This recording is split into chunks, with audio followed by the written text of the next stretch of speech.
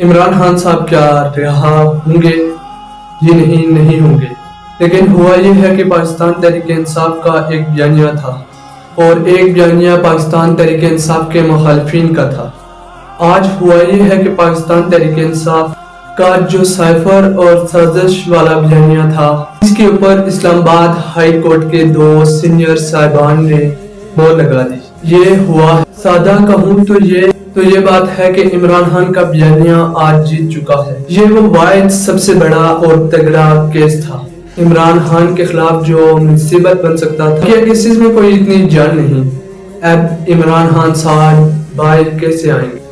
یہ میں آپ کو بتا دیتا ہوں۔ عدت والے کیس میں عمران خان اب گرفتار ہے۔ عدت والا کیس جو ہے اس کا 29 تاریخ کو فیصلہ آنا تھا اور سبھی کو پتا تھا کہ عمران خان کے حق میں ہی آنا ہے۔ اگر 29 تاریخ کو جج صاحب فیصلہ سنا دیتے، انجمن صاحب فیصلہ سنا دیتے عمران خان صاحب کے حق میں عدت والے کیس میں، تو آج عمران خان صاحب کی رہائی ہو جاتی۔ اس کے علاوہ اب کوئی ایسا کیس نہیں ہے جس میں عمران خان کو جیل میں رکھا جا سکے۔